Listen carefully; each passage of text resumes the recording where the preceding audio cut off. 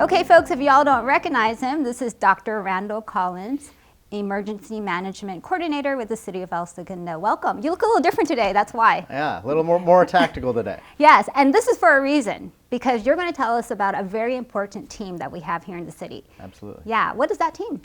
So El Segundo has developed what's called an all hazards incident management team.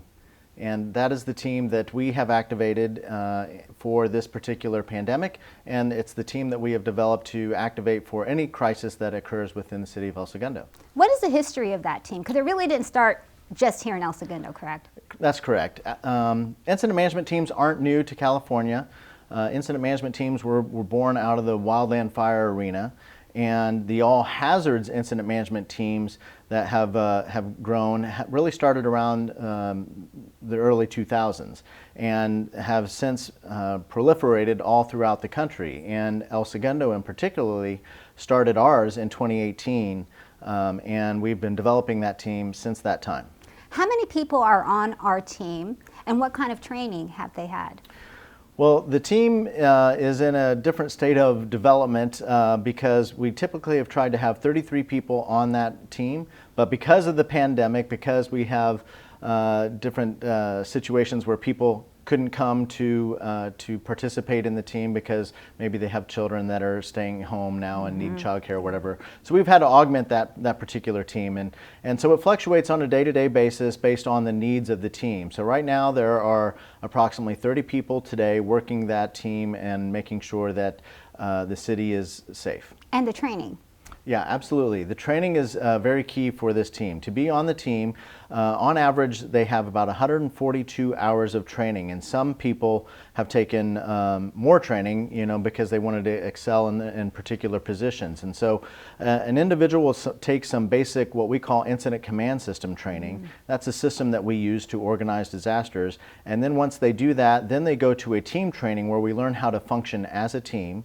And then beyond that, they take what's called position-specific training, where they learn a very specific position. So for instance, logistics section chief is a very important position to make sure that all of our responders get all the resources that they need during a time of disaster. And so they specialize in a particular position. So once they go through all of that, then they really start focusing on developing their experience within their position and within teams. I want to tell the community just how hard you guys are working, because I understand these are long days, and even through the weekend sometimes, correct? What is your day like?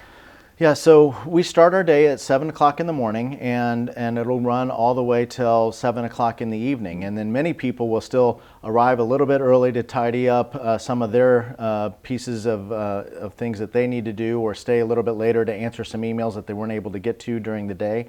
And in between that time, they go through a whole process that we call the Planning P, and it's a certain set of meetings that is designed to really identify what our strategy and tactics are to make sure that we have the manpower and resources to support those strategy and tactics, and then putting a plan together that we can share with all the people involved in the actual response of the incident. So we do that every day, and that tells us what we're doing. It gives us the plan for the very next day. Sounds like the city is well taken care of. But I understand that El Segundo is very unique when it comes to having a team like this. It really is. Most teams come from a very large jurisdiction or from even a region.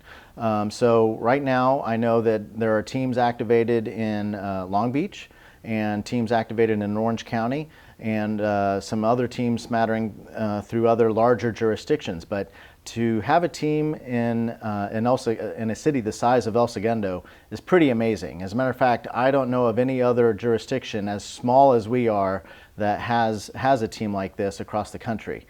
Usually it's in very large jurisdictions or in groups of regions that are supporting each other in the development of an all hazards incident management team. So we're very lucky to have that. It's because we have been blessed by a council and executive leadership that has said we want to be prepared, and has invested the time and money and resources to make sure that the team members, which come from all across the city, so we have team members from the library, from the Parks Department, from Public Works, from the police and fire departments, all participating in the same team. So that's another thing that really brings strength to the team, is it gives cohesion across the city government.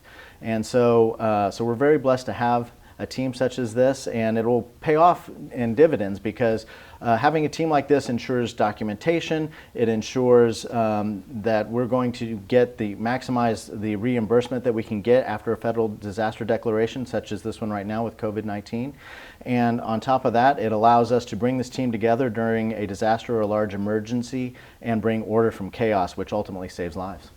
Fabulous, and really safety first, right, for our community. Absolutely. Our focus with the City of El Segundo is ensuring the safety of the public first, and so that's what this team is designed to do. Well, thank you. Thank you so much for what you're doing, Dr. Collins, and the rest of your team. And don't forget to check out elsegundo.org for all the latest and accurate information on COVID-19.